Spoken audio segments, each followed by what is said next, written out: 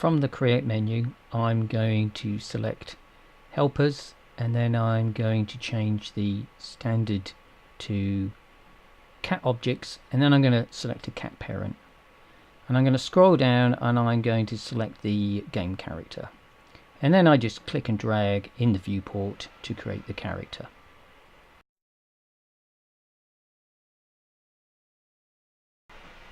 We're going to use this character as is. So the next thing we need to do is to go to the motion panel and set this up for animation. So I first add a new animation layer, and then I click to change from setup to animation mode.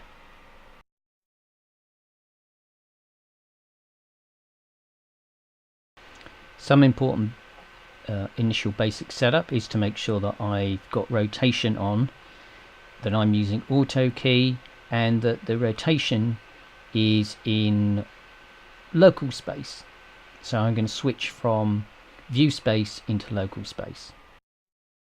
So let's now pose this character for a run animation.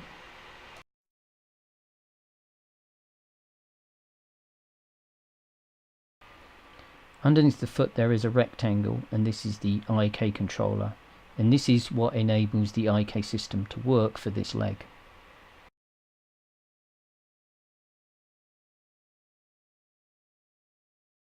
I'm going to place this front leg in a high lift pose, and then I'm going to put the rear leg, I'm just going to overextend it so that I can see what happens when he's running.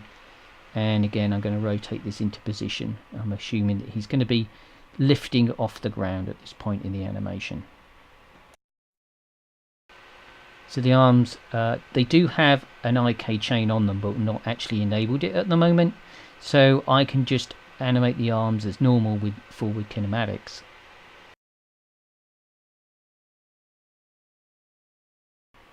What I'm doing here is looking for a good, strong running pose.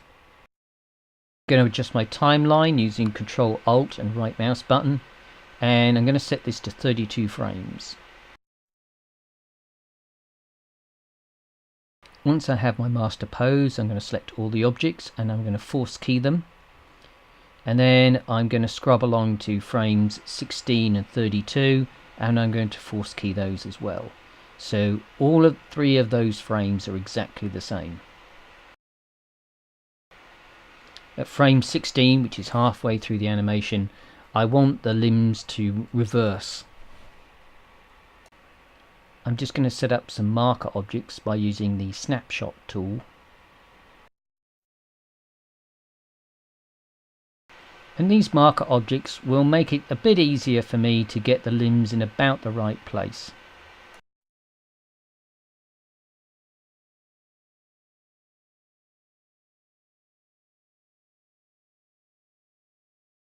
Just going to move this this reference just slightly out of position, because as you can see, it's quite difficult to get hold of the one I want.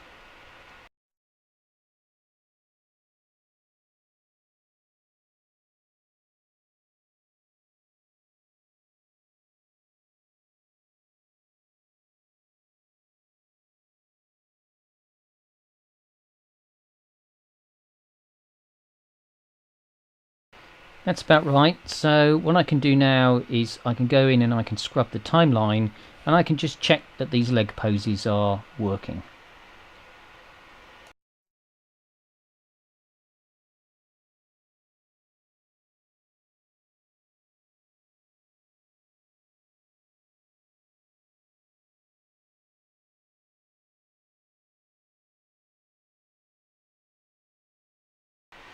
I'm going to reverse the arms as well. So again, I'm just going to snapshot the palms so that I have a reference.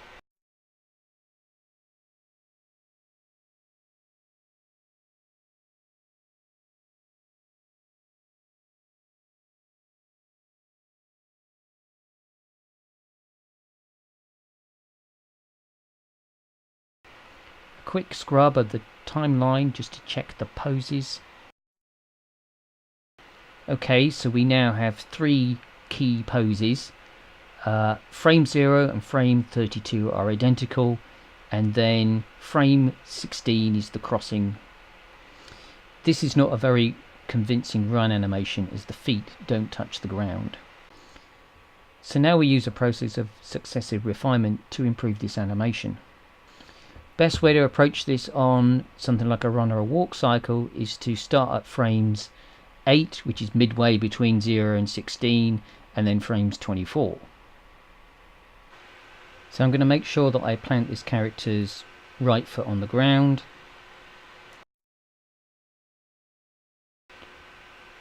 Just a little tweak to his left leg. And then I'm going to do the same, planting the left leg at frame 24 and trailing his right leg.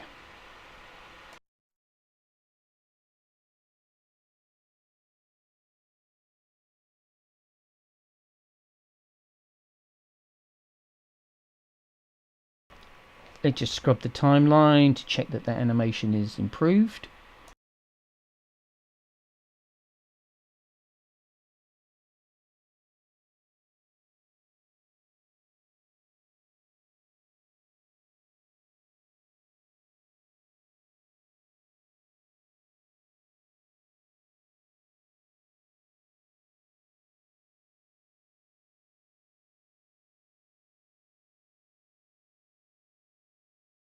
The next thing I need to do is I need to adjust the hips on frames 8 and 24. And this is because when his feet make contact with the ground, his body comes down afterwards and you get some compression into the character.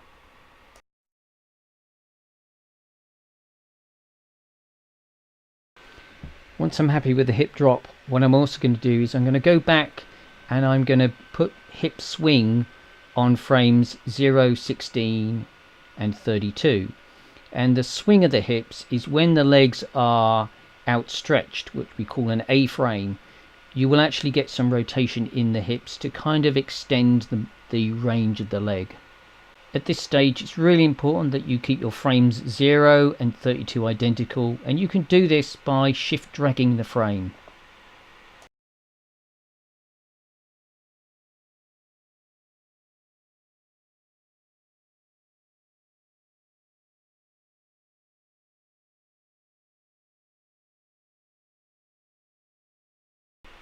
I'm scrubbing the animation to test it, make sure it looks realistic. So now to improve the animation, what I need to do is to go to frame 4 and get that front foot planted solidly on the ground.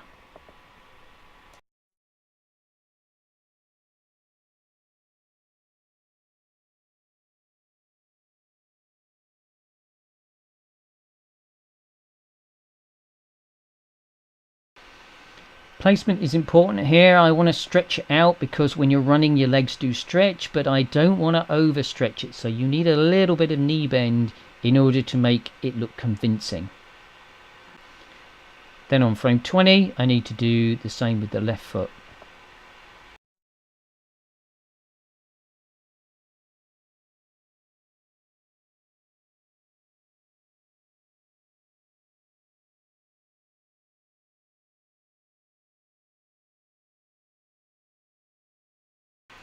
Now I'm going to go back to my frame 0 and I'm going to strengthen the pose. I'm going to do this just by tweaking the toes, just rotating them so they're a little bit more dynamic.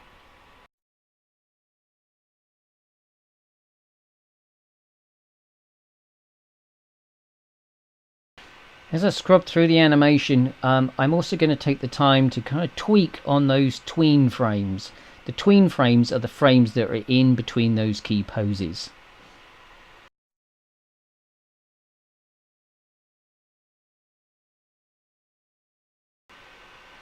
Okay, let's test our animation.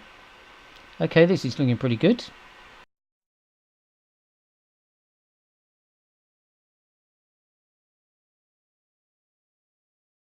Okay, so the next step is to get some more movement into the upper body, and this will make the character look a bit more fluid, and it will also help give him some volume.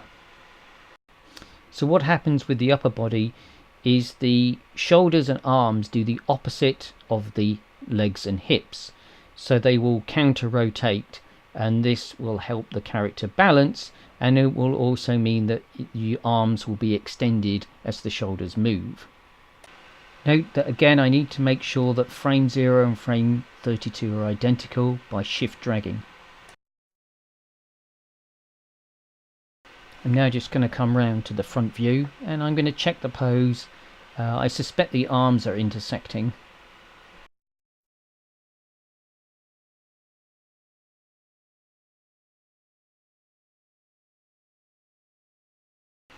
So what I'm doing is I'm scrubbing through, I'm trying to find the worst frame, because you only want to fix the worst frame, and hopefully if you fix the worst frame it will mean that the computer, when it interpolates what's going on, it's the only frame you'll need to fix. Same again here.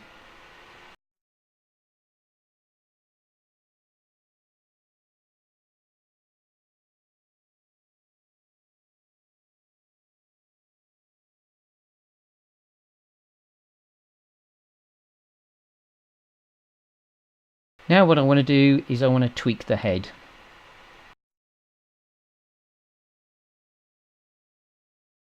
The easy way for me to do this is to set up the viewport so that the camera is actually looking straight at the character's head. And then I just adjust the character on a kind of keyframe basis. So I'm looking at frames 0, 8, 16, 24 and 32. And then I'm correcting for the position of the head.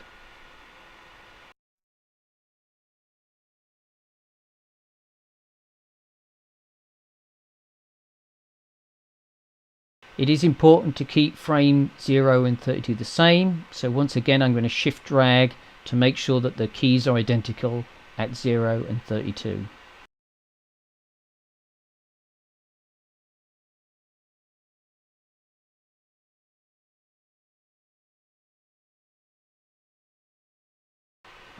So now we have a pretty good animation. It's just a case of patiently checking through the animation, scrubbing through, making sure that the movement looks right.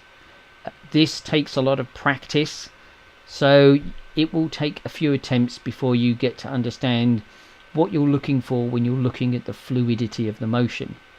But the key thing is that you have the technical skills now to create such an animation.